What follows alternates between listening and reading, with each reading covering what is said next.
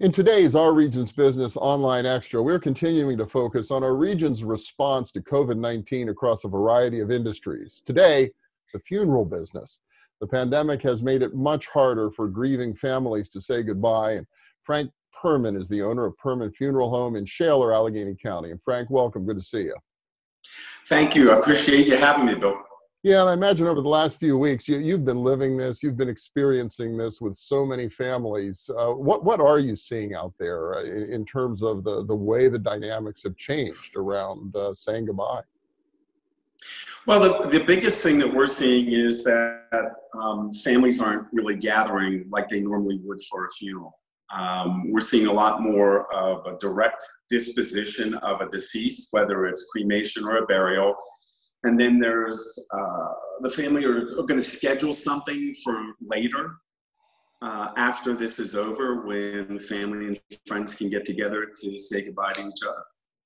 Yeah, but when you have a loss like that, and it doesn't matter who it is, it's a deep loss to everybody involved. Not being able to be surrounded by your family, your friends, other loved ones, even your colleagues from work, I would think just makes the whole process that much more difficult.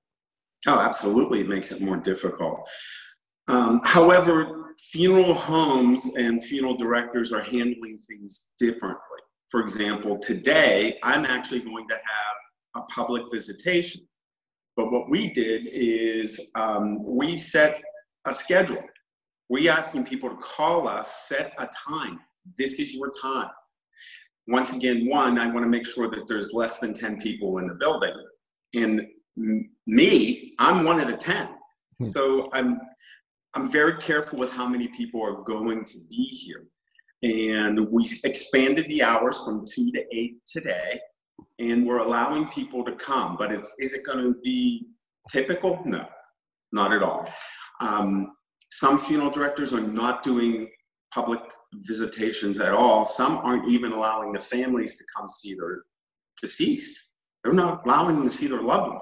Wow. And as bad as it's been is if somebody was in a medical facility, they are they're not being seen anyway because nursing homes and some of the facilities are locked down.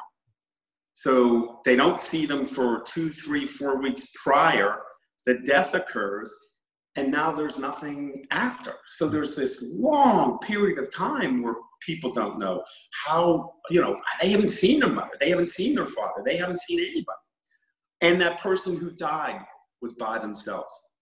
Once again, there was no support from the family.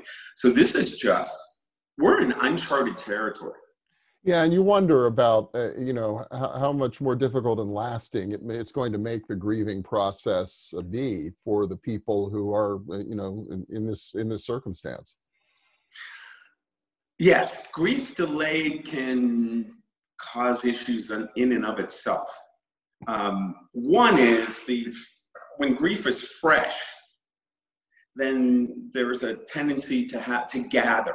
That's when people get together. But when it's not fresh, it's like, oh, okay, mom died 5 months ago or 4 months ago. People are going to go like, oh, they should be moving on now. Maybe. But then again, maybe not. You don't know.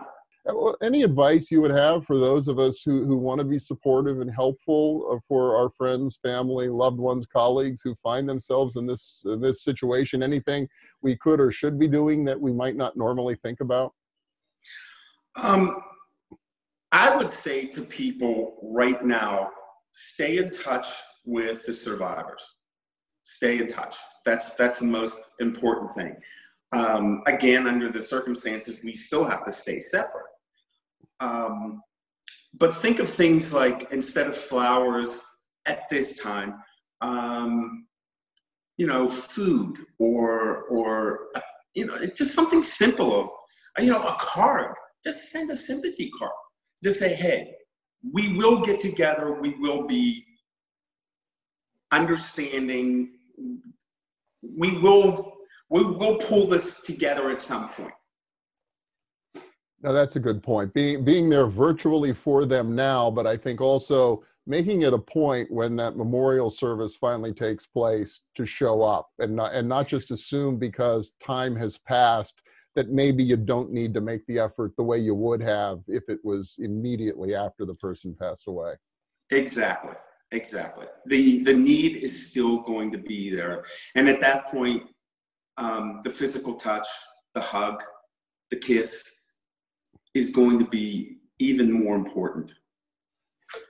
Well, Frank Perman from Perman Funeral Home, thanks for everything you're trying to do to make this very challenging circumstance somewhat easier for folks who are in the middle of it. And hopefully we can all learn a little bit about how to help and be more supportive through this crisis and beyond. Thank you so much. Really appreciate you joining us today. Thank you, Bill. I appreciate you having me. I'm Bill Flanagan, and that's today's Online Extra.